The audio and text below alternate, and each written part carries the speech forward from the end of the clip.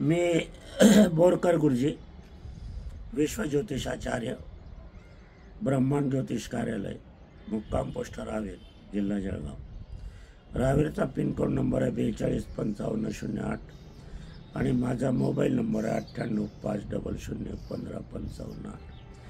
व्हॉट्सॲपद्वारे मार्गदर्शनाची सेवा सुरू झालेली आहे आणि यंत्रसिद्धी वाटपाचं काम जोमाने सुरू आहे।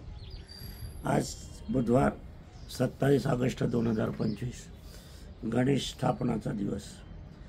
गणेश स्थापनाचा दिवस असताना आपल्याला गणेश स्थापना दिवसा 12 ते 1च्या दरम्यान करायची आहे, कारण 12 ते 1च्या दरम्यानच श्री गणेशाचा जन्म झालेला आहे। यावेळेला वृश्चिक लग्नस्वामी लाभात आहे, कन्या राशीत आहे, पितृघरी बुध गणेश विराजमान आहे। पितृघरी म्हणजे जन्मकुंडलीच्या माध्यमातून बुध हा पितृच्या घरी आहे।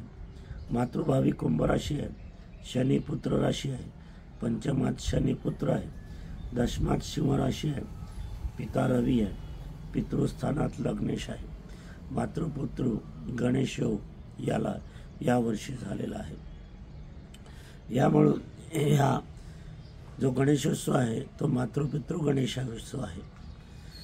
याच्याविषयी माहिती आपल्याला आजपाव तर कोणालाही नव्हती, परंतु संशोधनातून ही माहिती आपल्याला उलगडत जाते। त्यामुळे मी यावेळची ग्रहयोगाच्या सान्निध्यातून बघण्याचा प्रयत्न केला आणि तो मला हा योग सापडला, म्हणजे मातृपितृ गणेश योग आहे।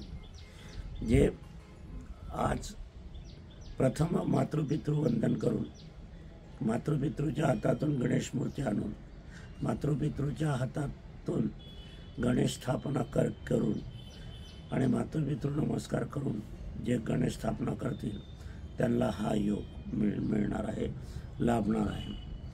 बुधवार आहे, तो गणेशाचा मूळ वार आहे, हे महत्त्वाचे आहे। याशिवाय चित्रा नक्षत्र पण आहे, हे कन्या राशीचे आहे।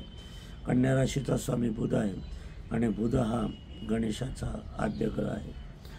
कन्या राशी आपणास गणपती स्थापनेच्या वेळेला पण लाभत आहे, अत्यंत शुभ योग आहे। कन्या राशी दिवस पूर्ण आहे, सायंकाळी 7:21 पावेतो आहे, म्हणजे आपली गणेश स्थापना यात होऊन जाते। दिवसा पूर्णपणे असल्या कारणाने सूर्यास्त 6:56 पावत आहे असल्यामुळे पूर्ण दिवसकालीन बुधवार बुधग्रहाची कन्या राशी आपणास लाभणार आहे। या दिवशी 12 ते 1च्या दरम्यान वृश्चिक लग्न आहे, वृश्चिक उदयमान आहे, लग्नाचा स्वामी मंगळ आहे। वृश्चिक राशीचे स्वामी मंगळ हा लाभात आहे, एकादश स्थानात आहे। फार सुंदर लाभ योग या वेळेला झालेला आहे। भाग्यात शुक्र आहे, नशीब पितृभावात बुधात्य योग आहे, लाभात शुक्र आहे, सप्तमेश पण लाभात आहे। भद्रा पाताळ लोके असल्याने अत्यंत शुभकारी भद्रा लाभलेली आहे। भद्रा म्हटलं की अशुभ म्हटलं जाते, परंतु भद्रा ही अशुभ नसते, हे लक्षात घ्या। भद्राचा काही काळ अशुभ असतो, पण ही पाताळ लोके असल्या कारणाने तुम्हाला स्वर्गप्राप्ती, स्वर्गसुख, मनातील इच्छा पूर्ण करणे, तुमची संकट दूर करणे, तुमच्या इच्छा पूर्ण करणे, तुम्हाला सुखसंपन्नता लाभणे, आरोग्य लाभण्याचा योग या कुंडलीत त्या निमित्ताने येत आहे। असो, आज आपण बघणार आहोत की मूर्ती गणेशाची मातीचीच का करतात। मंदिरामध्ये पाषाणाची असते, मार्बलची असते, दगडाची असते, सोन्याची असते, चांदीची असते, लाकडी पण गणपती असतो। मला वाटते लाकडी गणपती खामगावला आहे। अशा असताना मग पितळाची मूर्ती असते, सोन्या चांदीची, लाकडाची, मार्बलची, पाषाणाची, दगडाची मंदिरात असते। मग या स्थापनेच्या वेळेला मातीचीच मूर्ती का, हा प्रश्न ज्या वेळेला आपल्याला पडतो त्यावेळेला आपण याच्यातलं मूल तत्व बघायला हवं। पार्वतीने मातीचीच मूर्ती का तयार केली? काही ठिकाणी अंगाच्या मळातून आहे, परंतु ते मनाला पटत नाही, ते काहीतरी मागून घुसवलेलं असावं इतरांनी। असे पुष्कळ आहे, कथा पुराणामध्ये काही गोष्टी मागून समाविष्ट केलेले आहे। राची ढेरे हे देवी देवतांचे संशोधक आहे. त्यांच्या अनेक पुस्तकातून असा उलगडा पण झालेला आहे. आपण ही पुस्तकं अवश्य वाचावी. पार्वतीने मातेची मूर्ती तयार केली, याला आपण विचार केला आहे का? नाही ना. वरील अनेक साधन सामग्री बनवलेल्या मूर्तीपेक्षा मातेची मूर्ती तयार करून पूजन करणे हे अति महत्त्वाचे आहे आणि याला शास्त्रीय कारण आहे. विज्ञानाचं कारण मी देत नाही, कारण विज्ञान हे शून्य. ज्योतिषशास्त्र आहे, ज्योतिष विज्ञान नाही. ग्रह विज्ञान नाही, ग्रहशास्त्र आहे. कारण प्रत्येक जण देवी देवता सुद्धा आपण पूर्ण निसर्ग, हवा, पाणी, झाडे, पशु पक्षी आपण पण मातीतूनच जन्मास आलेलो आहोत. म्हणजे पूर्ण विश्वाचा मूळ गाभा, मूलतत्व मातीच आहे. आपल्या शरीरातील नाभी ही फार महत्त्वाची आहे. नाभीतूनच मानवाचा जन्म झालेला आहे. नाभी नसती तर मनुष्य जन्मास आलाच नसता. त्याचप्रमाणे माती नसती तर काहीही निर्माण झाले नसते. आणि मूलतत्व मातीरूप, त्याचप्रमाणे देवदेवता 33 कोटी, मूलतत्व श्री गणेशच. म्हणून श्री गणेशाची मूर्ती पार्वतींनी मातीचीच बनवली आहे. सोने, चांदी, पाषाण, लाकूड, दगड, मार्बल हे मूलतत्व संलग्न आहे. मूलतत्व मुळातच नाही. हे सर्व मातीतून जन्मास आलेले आहे. याच मातीतून निर्माण झालेल्या श्री गणेशांनी आपणा सर्वांना जाणीव करून दिलेली आहे की 33 कोटी देवी देवतापैकी आद्य पूजक मी असलो तरी माझे मूल तत्व हे मुख्यतः माझे माता पिता आहे, इतर कोणीही नाही. गणेशांनी 33 कोटी देवी देवता व इतर कुणासही वंदन केलेले नाही. साधा नमस्कार पण केलेला नाही. प्रथम वंदे माता पिता करेशु, पश्चात इतर जन नमस्कार. आता हे गणेशाचे ब्रीद, ही गणेशाची संस्कृती, हेच गणेशाचे आवाहन. जो पाळेल त्यालाच गणेश पावेल. गणपती स्थापना करण्यापूर्वी माता पिता वंदन करून श्री गणेश स्थापना केली तर ती गणेशाच मान्य होणार आहे.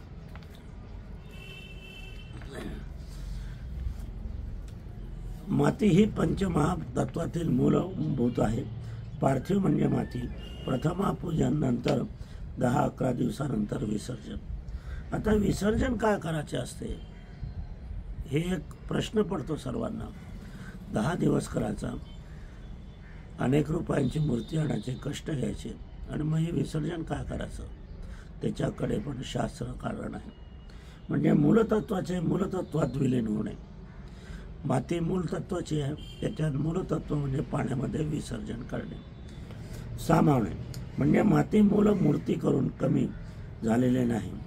माती आपण घेतली आणि मग ती माती कमी झाली, पण माती विसर्जन केल्या कारणाने ती कमी झालेली नाही.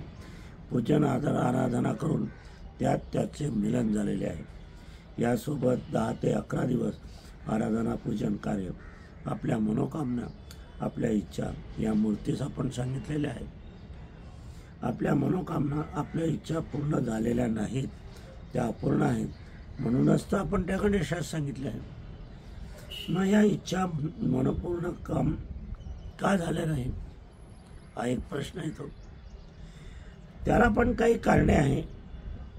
ती कारणे आपल्याला जाणून घ्यायला हवी, समजायला हवी. आणि ती कारण आहे म्हणूनच इच्छा पूर्ण झालेली नाही. मग हे अडथळे कोणी केले हा एक प्रश्न पुढे येतो.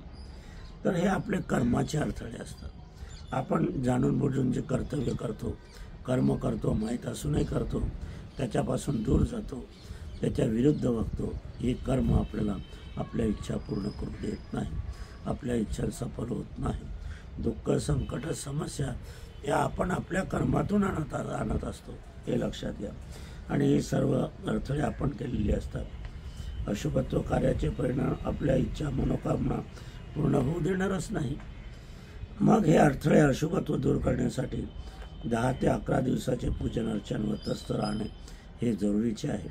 आपली भक्ती आराधना खरी असली तर श्री गणेश हे आपले अडथळे अशुभत्व स्वतःजवळ ठेवतील. हे अशुभत्व अडथळे समस्या दुःख असेच कायम राहिले तर आपणास लाभ मिळणार नाही, पृथ्वीवर कोणालाही लाभ मिळणार नाही. म्हणून 10 किंवा 11 दिवसानंतर श्री गणेशाच्या विसर्जनासोबत आपल्या समस्या दुःख अडथळे अडचणी याचे विसर्जन होतच असते. म्हणून भाद्रपद शुक्ल चतुर्थी आपण गणेशाची स्थापना करतो. भाद्रपद शुक्ल चतुर्थी गणेशाची स्थापना करतो आणि अनंत चतुर्दशीत विसर्जन करतो. आता शुभाशुभामध्ये चतुर्थी शुभ आहे, परंतु चतुर्दशी अशुभ दाखवली. परंतु मी सांगितलं ना की काही भाग हा मागवून समाविष्ट केलेला आहे तथाकथित लोकांनी, त्याच्यातलाच तो हा भाग आहे. कारण स्थापना तिथी चतुर्थी गणेश स्वामीची आणि चतुर्दशीचा तिथीचा स्वामी शंकर, मग शंकर अशुभ कसा असेल हा एक प्रश्न आहे. म्हणून चतुर्थी दर्शीला जे काही कार्य असेल ते शुभच असेल, त्याबद्दल वाद नाही. म्हणजे गणेशाचे विसर्जन करणे म्हणजे त्यांचे वडील शंकराकडे त्यांना सोपवण्यासारखे आहे. कारण अनंत चतुर्दशी जी आहे ती शंकर स्वामीची आहे. मुले मुले माता पितांचे नाते दूर करण्याचाच हा भाव आहे. आज मुले आई बापापासून वेगळे राहतात, हे श्री गणेशाचे जे विरुद्ध आहे, संस्कृतीचे विरुद्ध आहे. माता पित्याचे नाते तोडण्याचा प्रकार हा शेवटी अशुभत्व प्रकट केल्याशिवाय राहत नाही. आई बापासारखे आशीर्वाद कोणाचेही नाही. आई बापासारखी सावली कोणीही देऊ शकत नाही. आई बापाच्या आशीर्वादाचे महत्त्व श्री गणेशांनी सर्वत्र जणांना सांगितलेले आहे. मातीची मूर्ती आपण स्वतः केली त्यात आत्मीयता असते, आत्मप्रेरणेने केलेली मूर्ती असते ती, त्यात गणेश प्रगट होतातच, एवढं मात्र कळलं आहे. या गणेशाच्या पहिल्या दिवशी आपण थोडीशी माहिती घेतली आहोत. दररोज प्रयत्न करणार आहे मी मार्गदर्शन करण्याचा, परंतु तब्येत बरी नाही, आवाज बसलेला आहे, औषधं चालू आहे, परंतु काही सुधारणा होत नाही. असो, आजच्या कार्याचं समापन करण्यापूर्वी माझी पत्नी स्वर्गीय सौम्य निर्मलाबाई बोरकर यांना अभिवादन करूया. सर्वप्रथम स्वर्गीय सौ निर्मलाबाई यांना अभिवादन करण्याचं विसरलो ते क्षमस्व. पुनश्च स्वर्गीय सौ निर्मलाबाई बोरकर यांना अभिवादन करूया आणि आजचं कार्याचं समापन करूया.